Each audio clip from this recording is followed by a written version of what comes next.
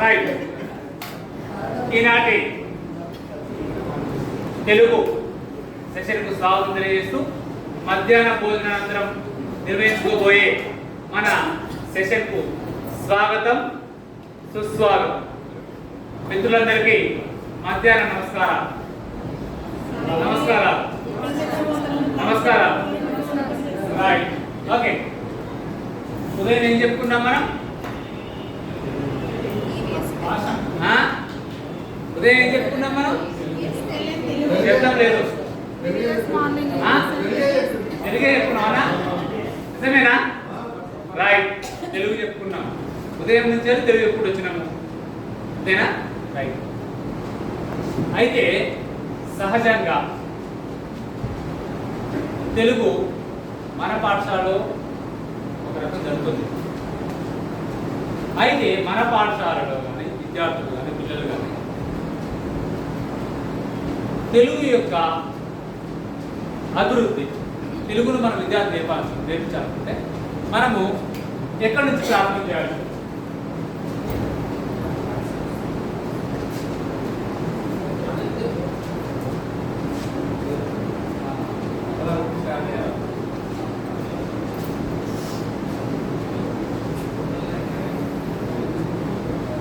Right.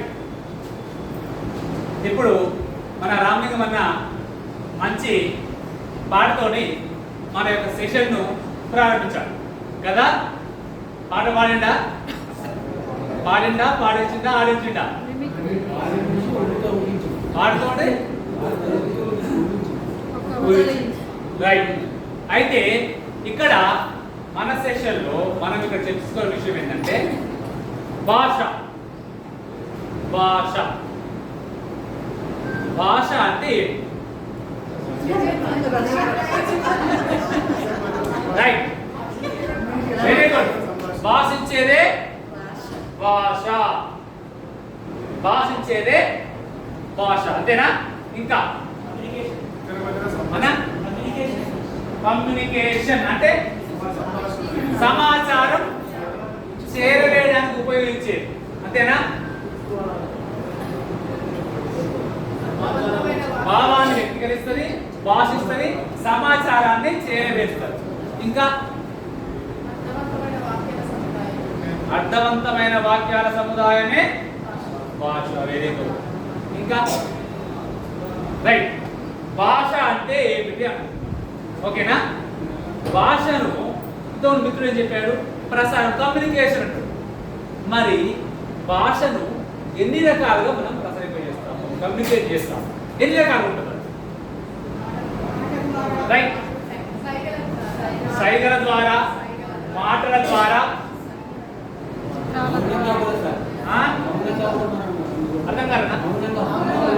మౌనంగా ఉంటుంది, మౌన భాష ఉంటుంది, గుర్తుల సైన్యాలు గుర్తులు ఉంటుంది, ఎక్స్ప్రెషన్స్ రాయడం ద్వారా. Very good.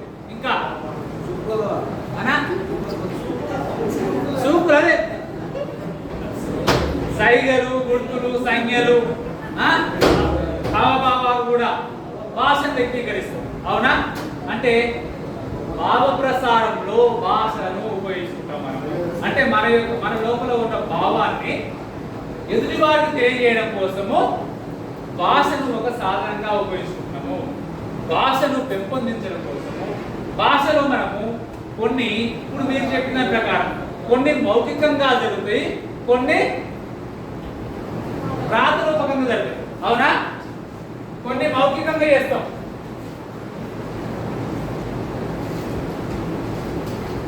కొన్ని రాతరూపకంగా కూడా చేస్తాం. అంటే మొత్తం మీద ఏంటి? భాషను మన మనసులో ఉన్న భావాన్ని ఎదుటి వ్యక్తికి అర్థమయ్యే విధంగా చేసే క్రమంలో మనం ఈ విధంగా ఎన్ని రకాలు చూస్తున్నాం. అయితే మనం ఇక్కడ మీరు చెప్పినట్టుగా భాషలో ఏమేమి ఉన్నాయి? వినడము, ఇక్కడ మౌఖిక ద్వారా, రాతరూపకంగా రెండు రకాలుగా మనం ఏం చేస్తున్నాము? భాషను వ్యక్తం చేస్తున్నాం, అవునా? ఇక్కడ మౌఖికంగా, రాతరూపకంగా. మరి ఈ మౌఖికంలో ఏమేమి ఉంటాయి? మౌఖిక అంశంలో ఏమేమి ఉంటవి? Very good, super. మాట్లాడడం. ఓకేనా? ఇంకా సైగలు కూడా ఏంటిది? మౌఖికమే. సైగలు. ఇంకా గేయాలు. అవన్నీ మాట ద్వారా వచ్చేది. మరి నా మాట ద్వారా వచ్చే విషయము వెరీ గుడ్. నేను మాట్లాడితే మీకు తెలిసిందంటే నాకు ఎంత తెలుస్తుంది? మీరు విని అర్థం చేసుకొని ప్రతిస్పందించినప్పుడు మాత్రమే నాకు తెలుస్తుంది. ఇక్కడి నుంచి అక్కడ భావం ప్రసారం అయింది, నా యొక్క భావం తెలిసిన నుంచి తెలుస్తుంది. అంటే వినడం. ఓకేనా? మౌఖికంలో శ్రవణము భాషణము రెండు అంశాలు ఉంటాయి. శ్రవణము భాషణము రెండు అంశాలు ఉంటాయి. ఓకేనా? ఓకే కదా? అంటే మనం తెలియజేయాల్సి అనుకున్నటువంటి ఈ మౌఖిక అంశాలలో వినడము మాట్లాడము, ఇది పుస్తక భాషలోకి వచ్చేసి ఏం చేస్తాము? శ్రవణము భాషణము అనుకుంటున్నాము. ఓకేనా? మరి రాత అంశాలు ఏముంటాయి? రాత అంశాలు అంటే ఏముంటాయి?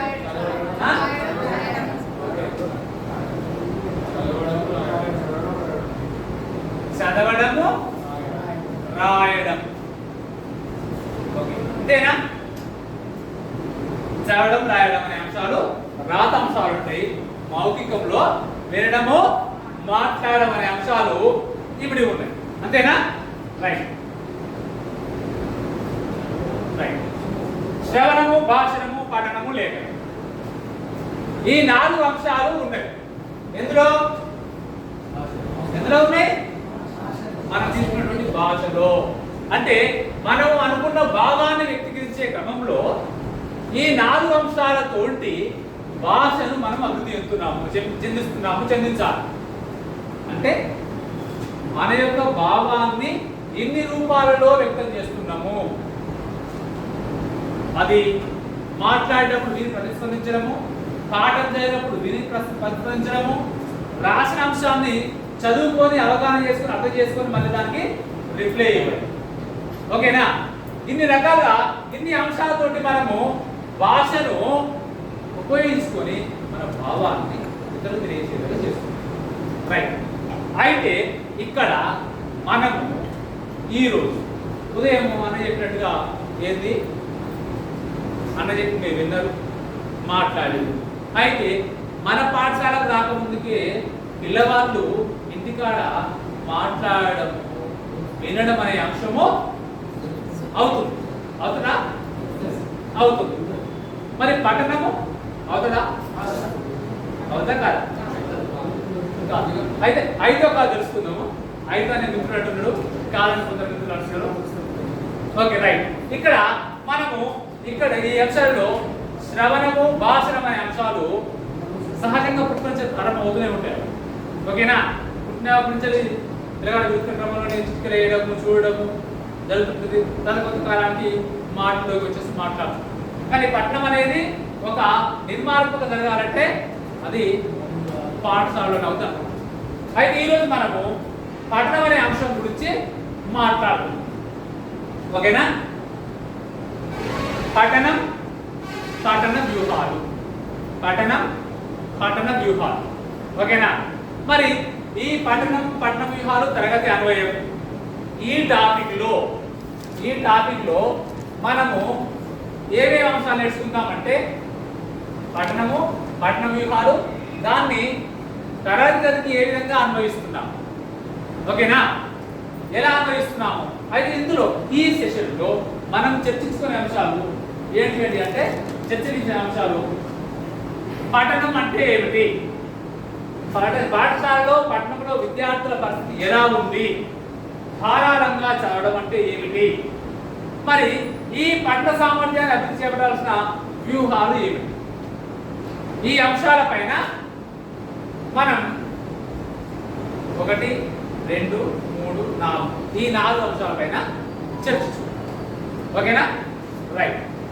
మీకు తెలిసిన ఇక్కడ విషయం ఏంటంటే మనకు అన్ని విషయాలు తెలుసు దాదాపుగా, కొన్ని విషయాలు నెమరు వేసుకుంటున్నాం, చెప్పే క్రమంలో కొత్త విషయాలు ఏమైనా తెలుసుకుంటాం. తెలియక కాదు, కొన్ని మరుగుపడి ఉన్నాయి. భాష తెలుసు, మాట్లాడడం తెలుసు, వినడం తెలుసు, పట్టణం తెలుసు, రాయడం తెలుసు. కానీ అందులో భాగంగా కొన్ని టెక్నికల్ అంశాలు కొన్ని మళ్ళీ పునరావృతం చేసుకోవడం కొన్ని. రైట్.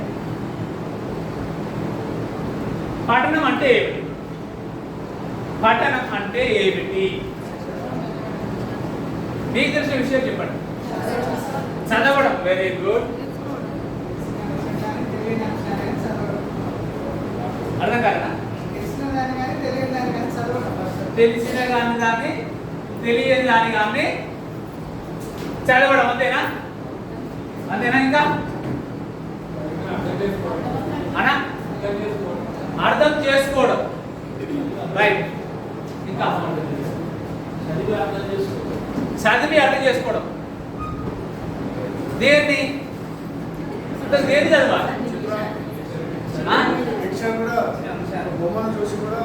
రైట్. బొమ్మలు. ఏంటిది? బొమ్మలు చూసి చదవడం. బొమ్మలు చదువుతారా? చదువుతారా? రైట్. బొమ్మలు చదువుతారు. రైట్. ఇంకా సన్నివేశాన్ని. ఏ సన్నివేశం? రైట్. అదే సన్నివేశం ఏది?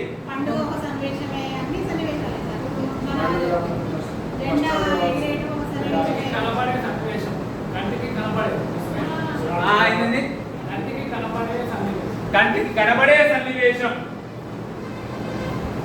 ఇక్కడ ఏం జరుగుతున్న? రైట్. అవునా? ఇక్కడ ఉన్న అంశాన్ని చెప్పడం అంటే ముద్రితంగా ఉన్నా అముద్రితంగా ఉన్నా బొమ్మల రూపంగా ఉన్న ఏదో ఒక అంశాన్ని చూసి మనం పలకడం. ఇక్కడ జాబిలి 4 తెలుగు వాచకం. ఇక్కడ ఉన్న ఈ అక్షరాలకు ధ్వనిని ఆపాదిస్తూ ఉచ్చరిస్తున్నాం. ఓకేనా? ఇది చదవడం. పఠనం.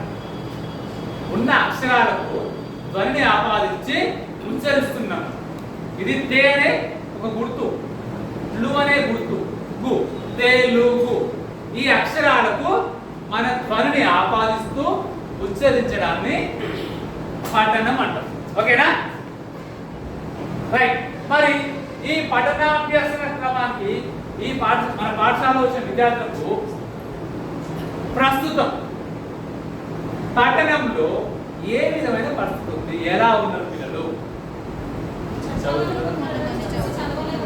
చూసి చదవలేకపోతున్నారట. నిజమేనా మేడం?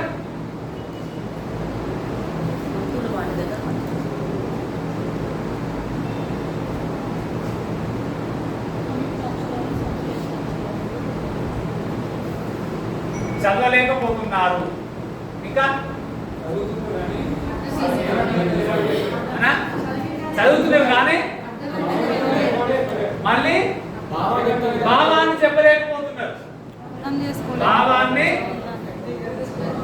వ్యక్తీకరించలేకపోతున్నారు. వ్యక్తీకరణ జరగడం లేదు. ఇంకా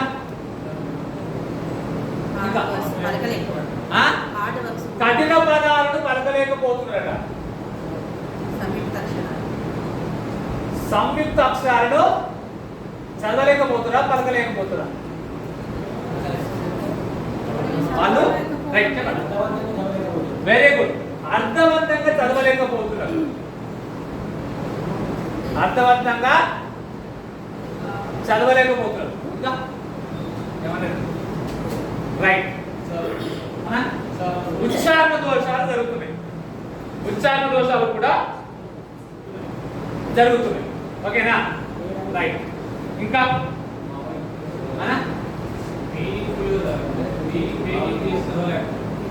భావాన్ని వ్యక్తపరిచే విధంగా చదవలేకపోతుంది. ఓకేనా? రైట్. ఇలా జరుగుతుంది. పఠనం అంటేనేమో ముద్రితం కానీ అముద్రితం కానీ ఒక సన్నివేశం కానీ ఒక పుస్తకం బొమ్మ కానీ కథ కానీ గేయ కానీ చూసి ఉన్న అక్షరాలకు ధ్వనిని ఆపాదిస్తూ ఉచ్చరించేదాన్ని పలకడాన్ని పఠనం అంటుంది. కానీ మరి ఆ పట్టణంలో మన పాఠశాల విద్యార్థులు చదవలేకపోతున్నారు, భావాన్ని వ్యక్తీకరణ చేయలేకపోతున్నారు, పదాలు చదవలేకపోతున్నారు, సంయుక్తాక్షర పదాలు ద్విత్వాక్షర పదాలు చదవలేకపోతున్నారు. అంతేనా? Okay right. మనం చెప్పిన అంశాలు ఏవి? అయితే ఎస్సీఆర్టీ వాళ్ళు కూడా వాళ్ళు కొంత సమాచారం సేకరించేసి కొంత సమాచారాన్ని మనకు అందించారు. అవేంటో చూద్దాం. రైట్. రాత రూపంలో ఉన్నటువంటి లేదా ముద్రిత రూపంలో ఉన్న ఏ అంశాన్నైనా చదివి అర్థం చేసుకోవడమే అసలైన పఠనం. ఓకేనా? ఇప్పుడు మీరందరూ చెప్పారు అర్థవంతంగా చెప్పడం, అర్థం చేసుకొని చదవడం, ముద్రిత రూపాన్ని ఒక సన్నివేశాన్ని మీరు చెప్పిన అంశాలే వాళ్ళు చెప్పారు. ఓకేనా? అయితే చదవడం అంటే కేవలం పాఠ్య పుస్తకం మాత్రమే చదవడమా? ఏదైనా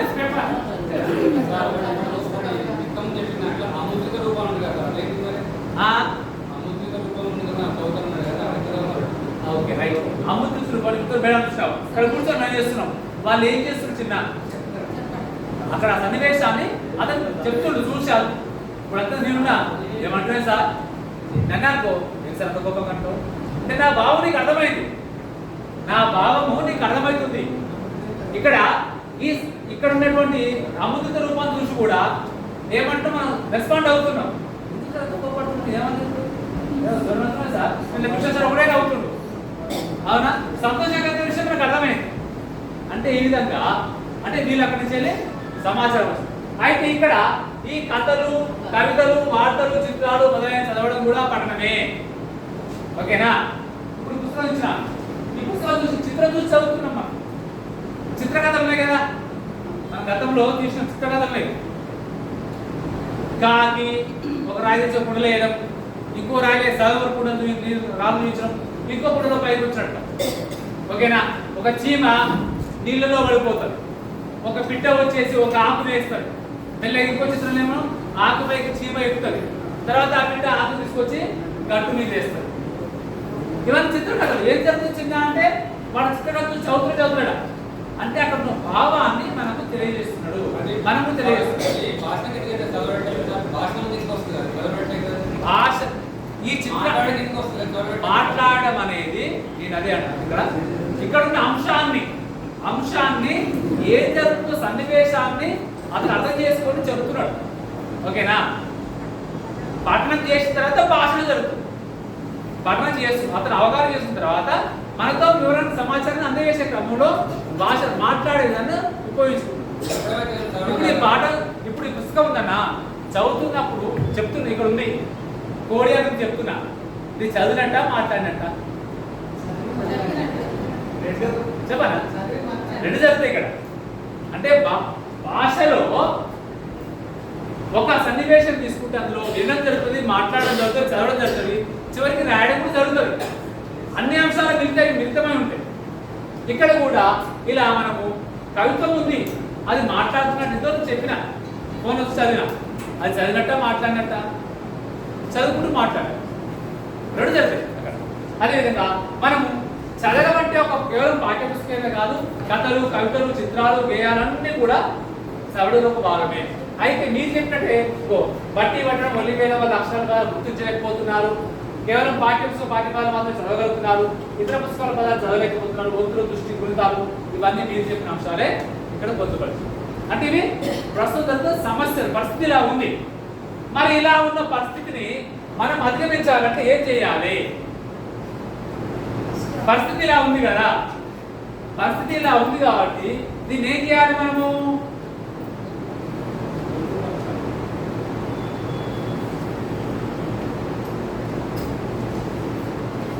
ధారాళంగా చదివే విధంగా మనం చేయాలి. ధారాళంగా చదివే విధంగా చేయాలి. మరి ధారాళంగా చదవడం అంటే ఏంటి? చదవడం అంటే అయిపోతుంది కదా, చదవడం అంటే సరిపోతుంది. ధారాళంగా చదవడం ఏంటి? స్పష్టంగా, తప్పులు లేకుండా, ఉచ్చారణ దోషం లేకుండా, భావ వ్యక్తీకరణ జరిగే విధంగా ఖచ్చితమైన వేగంతో ఉండాలి. ఓకేనా? అందులో ఖచ్చితత్వం ఉండాలి, వేగం ఉండాలి, భావ వ్యక్తీకరణ జరగాలి. ఇవన్నీ ఉంటేనే భావ వ్యక్తీకరణ జరుగుతూ ఆ విషయాన్ని విద్యార్థి ధారాళంగా చదివినని మనం అర్థం చేసుకోవాలి. మన ఎక్కడ పరీక్ష అవసరం ఉంది, చదవడం, ధారాళంగా చదవడం, ఓరల్లీ రీడ్ ఫ్లూయెన్సీ, ఓకేనా? ఆ అంశం ధారాళంగా చదవడం అంశంలో ధారాళంగా చదివే విషయం ఏమున్నది? ఖచ్చితత్వంతో. ఖచ్చితత్వం అంటే ఇచ్చిన పదాలు, పేరాలు, పదాలు సరిగ్గా గుర్తించగలగాలి, స్పష్టంగా ఉచ్చరించగలగాలి. గుర్తించి స్పష్టంగా ఉచ్చరించగలగాలి. మనం పదాలు పలికేటప్పుడు, అక్షరాలు పలికేటప్పుడు విద్యార్థి మనల్ని మాత్రమే గమనించాలి, మన వైపు మాత్రమే చూడాలి, ఓకేనా? ఇప్పుడు నేను ఎక్కడసారి చెప్పుకుంటా, నేను చూసినప్పుడు నేను పలికే విధానం సాధించలేదు. మనం క్లాసులో పాఠం చెప్పేటప్పుడు, ఒక అక్షరం గుర్తించేటప్పుడు, ఒక అక్షరం నేర్పించేటప్పుడు మనం పలికే విధానాన్ని విద్యార్థి మనల్ని గమనించేట్టు మాత్రమే వాళ్ళని చూడాలి, వాళ్ళు మనల్ని చూడాలి. నాకు మంచి అలవాటు, నేను జ్యోతితో మాట్లాడుకున్నప్పుడు జ్యోతి నాయకుడుగా నేను జ్యోతి చూడాలి, పక్కకి చూడడం. ఒకవేళ నాకు చూడాలి మాట్లాడు నా సహజం మరి తిన్నవా చూస్తే తిన్నసారి చూసి చెప్తాను, అడుగుతున్నా తిన్నసారి నేను మాట్లాడు అంతే అయిపోయాడు. రైట్. ఎందుకంటే మనము ఎదురుగా ఉన్నప్పుడు మన భావం అనేది మన ముఖంలో కనబడుతుంది, ఓకేనా?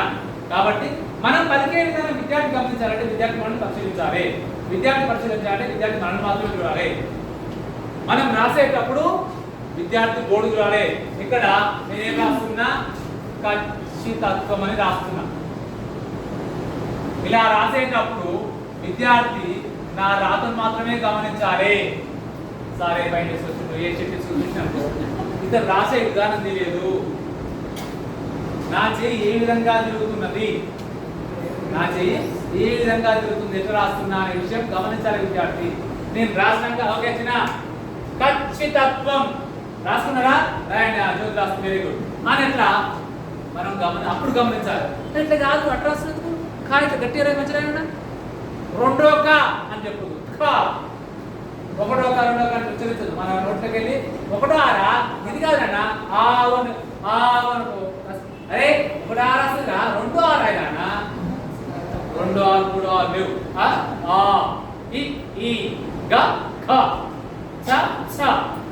మనం ఉత్సాహంగా కట్టి ఉండాలి. మనం ఒకటో ఆయన సిద్ధయ్యే కాదు పెద్దయ్యే రాయి. అదే మేడం దాంట్లో రాత విషయం చెప్తాను. తప్పు రాసినప్పుడు దాన్ని గుర్తించి ఎలా సవరణ చేయాలని చెప్తాను. మంచి గుర్తించి రైట్. అంటే మనం పలికే విధానము విద్యార్థి గమనించాలి.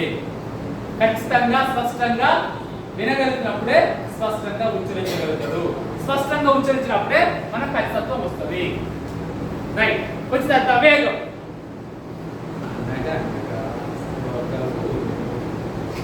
ఇదిగా ఇదిగా దానికి ఎంత అయితే వేగంగా పోవాలనో అదే వేగం. అనగనగా ఒక ఊరిలో ఒక రైతు ఉండేవాడు.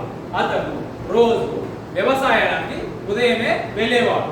అన్న వేగంగా పోదు, నెమ్మదిగా పోదు, ఒక నియమైన వేగంతో అతను చదువుకుంటూ వెళ్ళాలి. ఇది వేగం. అంటే తర్వాత దీన్ని కూడా తరగతుల వారు నిర్ధారించిన విధానం ప్రకారమే చదవాలని చెప్పేసి మన విద్యావేత్తలు లేదు. నెక్స్ట్ వ్యక్తీకరణ. అప్పుడు మనం మాట్లాడేది శాంతి స్వరూపం మనకు బాగా గుర్తు. ఆయన ఏది చదివినా కూడా నిండుకుండా త్వరగదు అనే విధంగా ఈరోజు వారి వర్షాలు రావడం వలన 10 ఇళ్ళు కూలిపోయి 10 మంది చనిపోయారు. ఇవాళ మేము బిర్యానీ చాలా సంతోషంగా తిన్నాం. అంటే ఆ ముఖంలో భావవ్యక్తీకరణ జరగదు, ఎక్స్ప్రెషన్స్ మార్పు జరగదు. అలా ఉండొద్దు, భావాన్ని భావికంగా జరగాలి. ఏడుకుంది పొలం అంతా ఏడుకుపోయా, మొత్తం నాటిపోయి మొత్తం ఇద్దరు పోయి వాళ్ళు బిర్యానీ ముందర తింటామనుకునే ముందే అయింది. తిందామనుకునే కానీ కట్టబడట్లేదు. అంటే మన చెప్పే విషయాన్ని ముఖంలో కొంచెం కనబడాలి. మనం మన విషయము ఆ మాటకు భావానికి లింక్ కావాలి. అలా ఉన్నప్పుడే, అనుసంధానం అయినప్పుడే మనం మాట్లాడే మాటకు భావానికి అర్థం చేకూరుతుంది. ఆ విధంగా ఖచ్చితత్వము, వేగము, వ్యక్తీకరణ ఈ మూడు కలిగినప్పుడే ఆ విద్యార్థి ధారాళంగా చదవడం అనే అంశానికి పొందినట్టు. అది ధారాళంగా చదవడం విషయం. అంటే పట్టణం నుంచి వెళ్ళి పట్టణ పరిస్థితులు ఎట్లా ఉన్నాయి అనుకున్నాం. అయితే అవి అధిగమించాలంటే విద్యార్థి ధారాళంగా చదవాలనే అంశాన్ని నేర్పాలి. మరి ధారాళంగా చదవడం అంటే ఇట్లా అనుకున్నాం కదా. మరి ఈ ధారాళంగా చదవడం కోసం ఎలాంటి పట్టణ వ్యూహాలు మనం అవలంబిద్దాం? ఓకేనా? పట్టణం కావాలనుకున్నాం, పట్టణం అది అనుకున్నాం, పట్టణ పరిస్థితి ఈ విధంగా అనుకుంటున్నాం. అది కాదే గంట బాగుంటుంది, అది కాదు ధారాళంగా చదవాలి, ఇట్లా ఇస్తే అట్లా చదవాలి అనుకుంటాం. మరి ఇలాగానే అలా చదివే విధంగా విద్యార్థి తయారు కావాలంటే ఆ విద్యార్థులు మనం ఏం చేయాలి? ఆ దానికి మనం చేయవలసిన పట్టణ వ్యూహాలు ఏంటివి? పట్టణ వ్యూహాలు ఏమిటివి? మాదిరి పట్టణం చేయాలి. Very good, super. మాదిరి పట్టణం చేయాలి. అయితే మనము 1-2 తరగతులకు సంబంధించి పట్టణ వ్యూహాలు 1-2 తరగతులకు సంబంధించినటువంటి పట్టణ వ్యూహాలు ఏమేమి ఉంటాయి? ఇక్కడ పట్టణ వ్యూహాలు అనుకున్నప్పుడు ఏమేమి ఇస్తాము? బొమ్మలు ఇచ్చి చిత్రం కదా. చిన్న ఇక్కడ ఏం జరుగుతుంది? అక్కడ సార్లు ఏం చేస్తారు? ఇక్కడ ఈ బొమ్మలు ఏమున్నానా? ఇక్కడ చెట్టు ఉంది కదా, ఈ చెట్టులో ఇక్కడ ఏం జరుగుతుంది చిన్న అని పుస్తకం తీసి ఈ చిత్రాల ద్వారా పిల్లలను మాట్లాడించడము. ఓకేనా? చిత్రాల ద్వారా పిల్లలను మాట్లాడించడం. ఇంకా ఒక పాట ద్వారా ఫస్ట్ క్లాస్ పాట ఉంది. ఫస్ట్ క్లాస్ లో మనకి ఎన్నో పాఠాలు ఉన్నాయి కదా. కవల కావాలన్నా?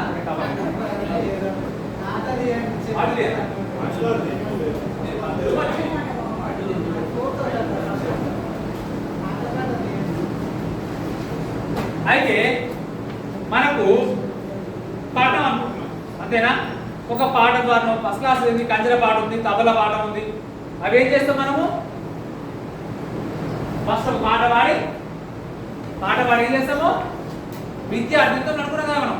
ఒక సన్నివేశం ఇచ్చేసి సన్నివేశంలో ఒక పేరా తీసుకొని, పేరాలో ఒక వాక్యం తీసుకొని, వాక్యంలో ఒక పదం తీసుకొని, పదం నుంచి అక్షరాలను వేరు చేసి అక్షరాలు నేర్పించేసి మళ్ళీ అక్షరాల నుంచి పదాలు, వాక్యాలు, పేరాలు, సన్నివేశాలు క్రియేట్ చేస్తున్నాం కదా. అదే విధంగా ఇక్కడ కూడా ఒక్కసారి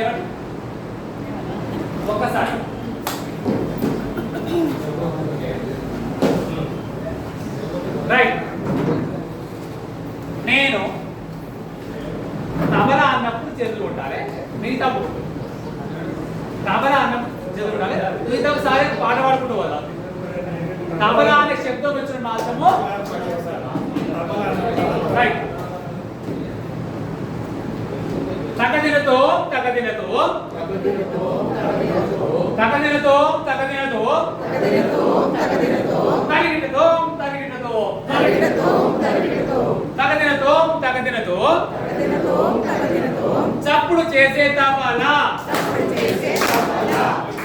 నేను తబలా అన్నప్పుడే అన్నా, నేను కొట్టుకుంటా, మీరు మాత్రం కొట్టదు. నేను తబలా అన్నప్పుడు మాత్రమే మీరు చప్పుడు కొట్టాలి, మిగతాప్పుడు రెస్పాన్స్ కావాలి, పాట పాడండి, కానీ తబలా అన్నప్పుడు మాత్రం చప్పుడు రావాలి. నేను కొడతా, డాన్స్ కూడా చేస్తాను. తబలా అన్నప్పుడే మీరు చప్పుడు కొట్టుకోవాలి, పాట పాడుకుంటే తబలా అనాలి, చప్పుడు చేసే తబలా. అంటూ తబలా అన్నప్పుడే కొట్టాలి. రైట్. తగదినతో తగదినతో తగదినతో తగదినతో చప్పుడు చేసే తబలా. చప్పుడు చేసే తబలా. ఆటకు తబలా, పాటకు తబలా, తాళం వేసే తబలా, తాళం వేసే తబలా. అర్థమైంది కదా? తబలా ఉన్న పాట పాడినప్పుడు చప్పుడు కొట్టాలి. రైట్. పాట తగదినతో తగదినతో తగదినతో తగదినతో చప్పుడు చేసే తబలా. చప్పుడు చేసే తబలా. తరిగిటతో తరిగిటతో తాళం వేసే తబలా తాళం వేసే తబలా డమ్ డమ్ డమ్ డమ్ డమ్ డమ్ అంటూ డమ్ డమ్ డమ్ డమ్ డమ్ డమ్ అంటూ దరువులు వేసే తబలా దరువులు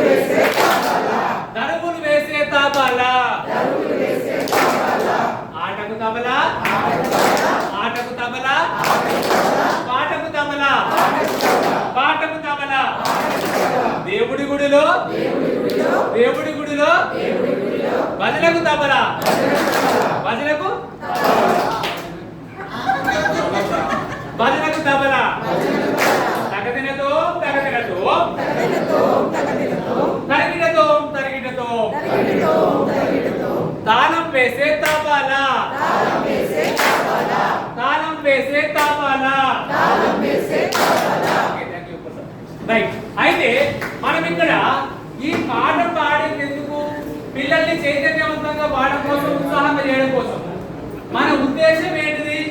తబలా అనే పదాన్ని గుర్తిస్తున్నాం, సెట్ చేస్తున్నాం, విద్యార్థి గుర్తించేలా పాడుతున్నాం.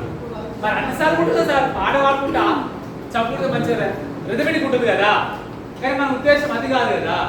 పాటను విద్యార్థి ఉత్సాహం చేయడం కోసం, మన కాన్సెప్ట్ తబలను గుర్తించడం కోసం.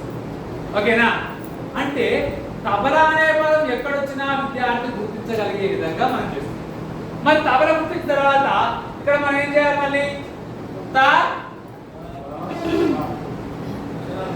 త బ ల తబలా. ఓకేనా? ఏంటంటే త బ ల. ఈ మూడు అక్షరాలను మళ్ళీ గుర్తు చేసుకుంటూ గుర్తించేలా విద్యార్థి చూడగానే సర్దాస సర్బాస లా అనే విధంగా విద్యార్థిని పదే పదే పదే పదే పలికించే విధంగా మనం ప్రాక్టీస్ చేయించాలి. ఇలా చేయడం వల్ల ఏమైందంటే తబలా అనే పదం విద్యార్థికి వచ్చేస్తుంది. తబలలో ఉన్నటువంటి ఈ మూడు అక్షరాలు కూడా అవగాహన వచ్చేస్తాయి. ఇది అయితే ఇక్కడ మరి మనం పలికే విధానం కూడా త బ ల ఈ ధ్వనులకు కూడా అక్షరానికి అనుసంధానం కలిపే విధంగా మనం ఉచ్చరించగలగాలి.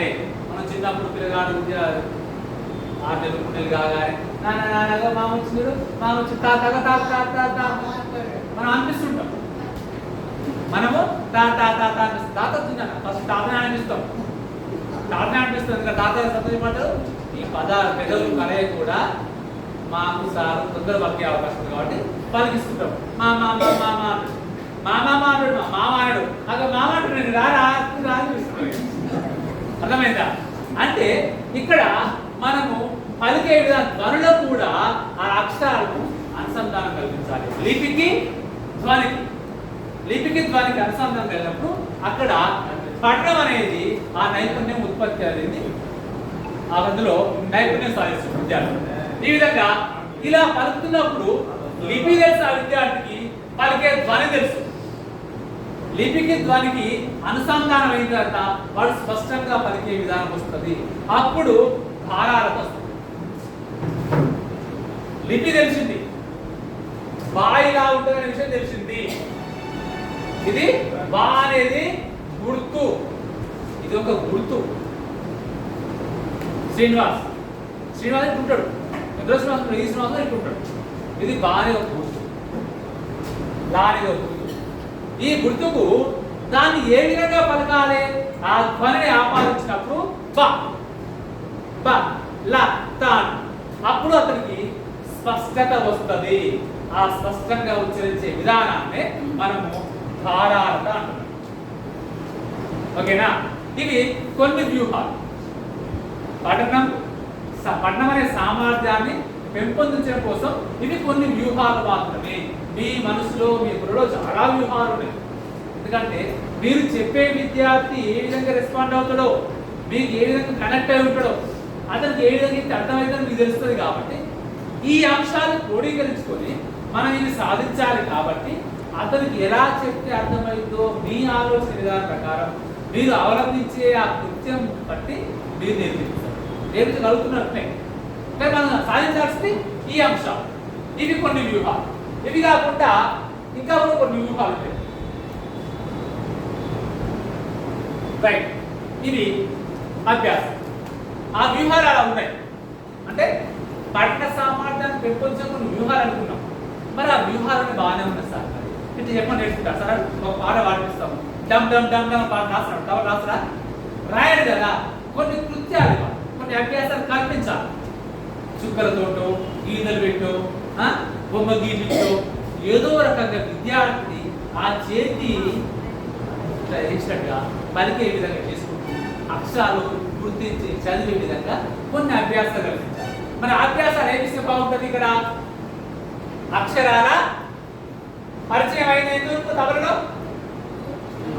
తబల అనే పాఠం చెప్పినప్పుడు ఆ తగదినందం పాట పాడిన తర్వాత మనము అక్షరాల పరిచయం చేయించినమా? అక్షరాల పరిచయం చేయించినమా? ఏమి అక్షరాల పరిచయం చేయించినాము? మూడే అక్షరాలు ఇంకా నేర్పించినమా? మూడే కదా. అంటే మొదటగా మనము అక్షరాల పరిచయం చేపిస్తున్నాం. అక్షరానికి ఇది త, ఏంటి చిన్న ఇది త, ఇదేంటి మరి? ఇదేంటిది బా, అంతేనా? ఇదేంటిది లా, అవునా? ఈ అక్షరాలు మనం పరిచయం చేపిస్తున్నాం కదా. మరి అక్షరాలు పరిచయం చేపిన తర్వాత ఇది బా అనుకుంటున్నాం, ఓకేనా? అక్షరం పరిచయం అయిన తర్వాత మరి అదొకటే అక్షరం యూజ్ చేసి ఒకటే అని గుర్తింప చేస్తే మనకి అభ్యాసం అవుతుందా? అభ్యాసం కాదు. ఒక బారాసన కాదు కదా. మనం పాఠం ఇచ్చేసి ఈ తా బా లా ఈ అక్షరాలతోటి ఇంకొన్ని అక్షరాలు, కొత్త అక్షరాలు ఉత్పత్తి చేసి మనము నేర్పించాలి, ఓకేనా? అలా చేసినప్పుడు ఏమవుతుంది? విద్యార్థికి పదే పదే ఉచ్చరించడం వల్ల, ఈ ధ్వని విషయాలు చేయడం వల్ల అతనికి ఆ బా లా తా అనే అక్షరాలపైన పూర్తి అవగాహన వస్తుంది. తర్వాత ఇక్కడ ఫోనిక్స్ ఆర్ట్ ఇంకోటి ఇచ్చింది. ఫోనిక్స్ ఆర్ట్ అంటే ఏమన్నా అంటే అక్షరాలు మరియు వాటి శబ్దాలను సరదాగా నేర్చుకుని ఆటలాడేది. ఉదాహరణకు తా అక్షరాన్ని చూపించి ఇది ఏ శబ్దం చేస్తుంది అంటే అక్షరాన్ని చూపించి ఇది ఏ శబ్దం చేస్తుంది అని అడగడం. అక్షరాలు ఇంగ్లీష్ అదే, ఇంగ్లీష్ నుంచి వచ్చినది. ఫోనిక్ సౌండ్ అనేది ఇంగ్లీష్ నుంచి వచ్చినదే. తర్వాత ఫ్లాష్ కార్డు. ఫ్లాష్ కార్డులు తా అనే అక్షరం యూజ్ చేసి తా మీద ఏమైనా పదాలు ఉన్నాయా? ఇంకా కళ, లత,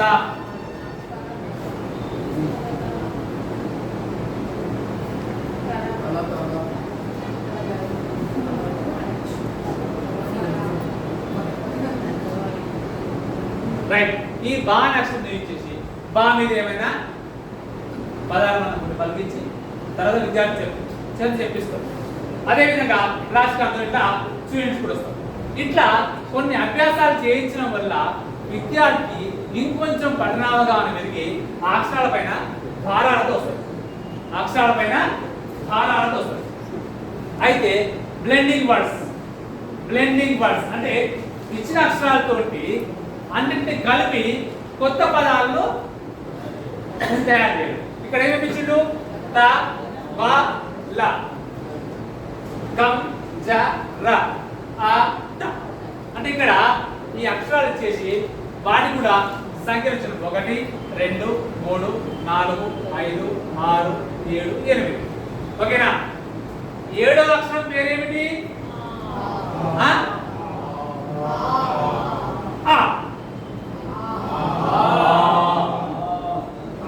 8వ అక్షరం ఏంటి? ట. 1వ అక్షరం ఏంటి? త. 3వ అక్షరం ఏంటి? ల. అయితే ఇక్కడ 1 2 3 4 5 6 7 8 అక్షరాలు ఇచ్చిండు. అంటే ఇక్కడ ఉన్న అక్షరాలతో ఉంటే కొత్త పదాలను మనము తయారు చేద్దాం. ఒకటి మూడు అక్షరాలను చదవండి. ఒకటో అక్షరం ఏంటిది? ఒకటో అక్షరం ఏంటిది? త. మూడో అక్షరం ఏంటి? ల. ఏంటి చిన్నది? తల. Very good, super. ఐదో అక్షరం ఏంటిది? జ. జ. ఒకటో అక్షరం ఏంటిది? త. చిన్న ఇది ఏంటినా? జత సార్, జత. Very good, super. నెక్స్ట్ జత. ఏంటిది? Very good. తర్వాత నాలుగో అక్షరం ఏంటిది? కమ్. కమ్. ఎనిమిదో అక్షరం ఏంటిది? ట. మళ్ళీ నాలుగో అక్షరం కమ్. బాలు ఏంటిది? Very good. కమ్ టకం. రైట్, కడకం అంటాడు. అప్పుడు మనం ఏం చేయాలి? ధ్వనిని ఆపాదించుకుంటూ చిన్న ఇది కం ట కం కంటకం. కంటకం అని మనం ఉచ్చరించి విద్యార్థి చేత ఉచ్చరింప చేయాలి. తర్వాత ఐదో అక్షరం ఏంటిది? జ. మూడో అక్షరం ఏంటిది? ల. ఐదో అక్షరం ఏంటిది? జ. ఏంటిది? బడికి వచ్చిందా? ఇప్పుడు బడి కాదు, పోతుంది. నీరే పడతాం కానా కూడా. రైట్. అంటే ఇక్కడ ఉన్న ఈ అక్షరాలతో మనము ఉన్న అక్షరాలతో కొత్త పదాలు నేర్పిస్తున్నాం. ఈ విధంగా విద్యార్థికి ఎన్ని పదాలు నేర్పిస్తే అంత భాష అభివృద్ధి జరుగుతుంది. ఎన్ని పదాలు నేర్పిస్తే అంత భాష అభివృద్ధి జరుగుతుంది. పద సంపద ఎక్కువ పెరుగుతూ ఉంటే భాష అభివృద్ధి ఇంకా పెరుగుతుంది. ఈ విధంగా మనము ప్రశ్న అడుగుతూ విద్యార్థి చేత ఇలా పాఠం పూర్తయిన ప్రతిసారి కూడా ఈ విధంగా చేసుకుంటూ వస్తుంటే విద్యార్థికి పఠనావగాహన శక్తి పెరుగుతుంది, పఠనావగాహన సామర్థ్యం పెరుగుతుంది. అప్పుడు విద్యార్థి ఆరాటంగా చదివే నైపుణ్యం సాధిస్తాడు. ఓకేనా? రైట్. అయితే మరి ఇది బాగానే ఉంది, ఇలా చేస్తున్నాం. ఇది చేయగానే ఇక్కడ ఉంది కొన్ని అక్షరాలతో పదాలు చేసి పదాల నుంచి వెళ్ళి వాక్యాలుగా మనం మార్చుకోవాలి. ఇక్కడ డీకోడింగ్ పాఠాలు వచ్చాయి. ఈ విధంగా విద్యార్థులు కొత్తగా నేర్చుకున్న అక్షరాలను ఉపయోగించి చిన్న చిన్న కథలు చెప్పగలరా పదాలతోటి? ఈ తబల నా తబల అని ఒక వాక్యం రాస్తారు. వాక్యం రాసిన తర్వాత దాని ఈ తబల నా తబల, ఈ అక్క తెచ్చిన తబల నిన్న జాతరలో కూర్చున్నది మెల్లి కూర్చొని అంటే చిన్న చిన్న కథలు గేయాలు. జలజ బడికి వచ్చింది, జలజ బడికి రాలేదు. చిన్న చిన్నగా వాక్యాలను పఠనం చేసుకుంటూ పలికించడం. తర్వాత ఈ అన్ని అంశాలను సారాంశంగా చెప్పించడము, వాక్యాలుగా, కథలుగా, కవితలుగా ఏ రకంగా అతని విద్యార్థులుగా ఉంటే ఆ రకంగా మెల్లగా చెప్పించుకుంటూ వాటి చిన్న చిన్న వాక్యాలు, చిన్న చిన్న కథలను చేసుకుంటూ పోవడం వల్ల ఏమైందంటే పఠనాభివృద్ధి జరుగుతుంది. మన ఉద్దేశం మొత్తం తిరిగి మళ్ళీ పఠనానికి రావాలి. మన ఉద్దేశం మొత్తము పఠనాన్ని ఏ విధంగా అభివృద్ధి చెందించాలి, విద్యార్థికి పఠనాభివృద్ధి చేయించాలి. ఓకేనా? ఇలా మనము ఆ పదాలతోటి అక్షరాలతో పదాలు ఏర్పరిచి పదాలతోటి చిన్న చిన్న వాక్యాల కథలు నేర్చుకుంటూ విద్యార్థికి భాష అవగాహన పెంచుకుంటూ పఠన అవగాహన నేర్చాలి. ఇట్లా ఇదే విధంగా గలకు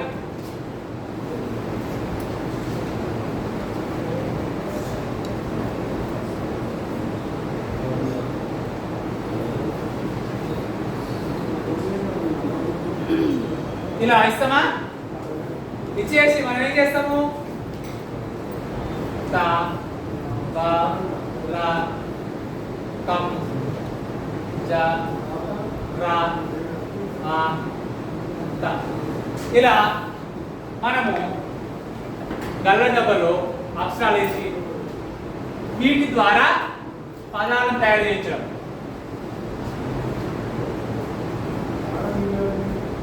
ఆ త త ల లా. ఇలా ఈ గల్లాక్షరాలు చేరి కూడా మనం కొత్త కొత్త పదాలు చేయించాం.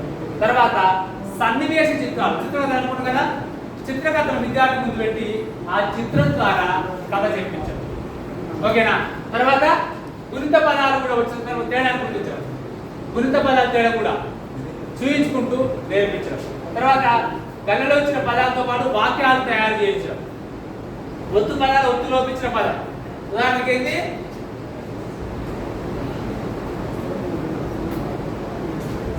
ఏంటిది? ఎంచినా నానా నానా